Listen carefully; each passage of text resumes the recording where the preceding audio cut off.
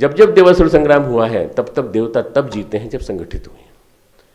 आज भी देवासुर संग्राम है। आज विज्ञान और अध्यात्म के मध्य देवासुर संग्राम का एक प्रतीकात्मक युद्ध हो रहा है। आज असुरता और देवत्व के बीच में, आज शिक्षा और विद्या के बीच में, संस्कृति और शिक्षा सभ्यता के बीच में एक प्रकार से युद्ध हो रहा है। संस्कृति जिंदा रहेगी कि सभ्यता जिंदा रहेगी? बड़े बड़े स्मार्ट सिटी बनेंगी कि स्मार्ट व्यक्ति बनेंगे, महामानव बनेंगे, या ऐसे आदमी बनेंगे जो पश्चिम के लोगों को पसंद है? नहीं, श्रेष्ठ मानव बनेंगे, महामानव बनेंगे और दैवी गुणों से संपन्न बनेंगे। ये अगर हमारे को समझ में आ जाए तो मित्रों देवासुर संग्राम का अर्थ समझ में आ जाएगा। देवासुर संग्राम आज भी चल रहा है, हमारे अंतर जगत में भी चलता है और हमेशा ये होता रहेगा कि देवासुर संग्राम के माध्यम से ये संदेश मिलता रहेगा कि देवताओं की तरह से हमें जीवन जीना पड़ेगा। हमेशा ऐसा ही हुआ है कि संगठित होने के लिए कोई न कोई निमित्त बना है। जैसे महिषासुर मर्दिनी दुर्गा बनी, जैसे सीता बनी, और जैसे विभिन्न रूपों में भगवान कृष्ण के समय में राधा बनी, और विभिन्न प्रकार की शक्तियाँ बनी जो उनके साथ आए। मित्रों ये निमित्त बनती हैं देवी शक्तियाँ, पर प्रकृति की ये शक्तियाँ जितनी भी हैं, प्रकृति प्रधान जितनी शक्तियाँ हैं, यही निमित्त बनकर युद्ध में विजयी बनाती हैं देव शक्तियों को। अगर हम पूरा इतिहास देखें, शुरू से देखें, तो आप देखिए कि कब कब ऐसा हुआ। भगवान राम के समय में, भगवान राम जब जन्मे तो लोगों को मालूम था कि विष्णु के अवतार हैं। किनको मालूम था? ऋषियों को मालूम था, बाकी तो किसी को मालूम नहीं था।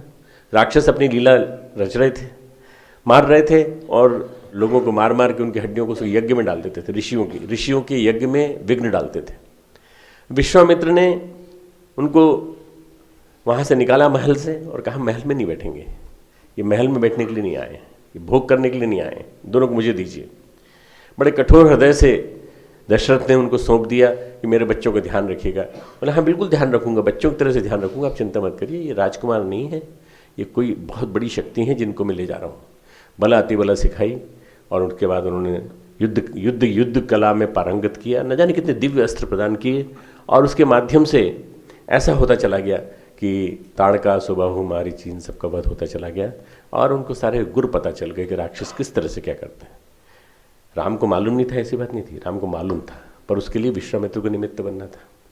विश्वामित्र को निमित्त बनना था, वशिष्ठ को निमित्त बनना था देते समय, और विश्वामित्र को निमित्त बना था लेते समय। अब सीता इनके साथ है, राम सीता लक्ष्मण ये निमित्त बनेंगे परिवर्तन के। मित्रों कुछ ऐसा विधि का विधान होता है कि दशरथ को शरीर छोड़ना पड़ता है, इनको वनवास होता है, वनवास में चलते हैं, घूमते हैं, पूरे देश में घूमते हैं। 14 साल में वो 12 साल एक ही स्थान पर रहते हैं चित्रकूट में, और वहाँ पर वनवासियों के बीच में बैठते हैं, वनवासी आदिवासियों के बीच में बैठते हैं, गिरिवासियों के बीच में बैठते हैं और ऋषियों के साथ बैठ के स्वाध्याय करते हैं, तप करते हैं। ये जो लीला है भगवान की, आप कल्पना कीजिए, गुरुदेव ने धोती कुर्ता दिया हमें तो हमें किसी उद्देश्य से दिया है, भारतीय संस्कृति को जिंदा बनाए रखने के लिए, भारतीय संस्कृति के मूल नॉर्म को जिंदा रखने के लिए बनाया। हमारे YouTube चैनल शांति कुंज वीडियो गायत्री परिवार को सब्सक्राइब करें एवं बेल आइकन जरूर दबाएं ताकि गायत्री परिवार की विभिन्न गतिविधियों की जानकारी आपको मिलती रहे।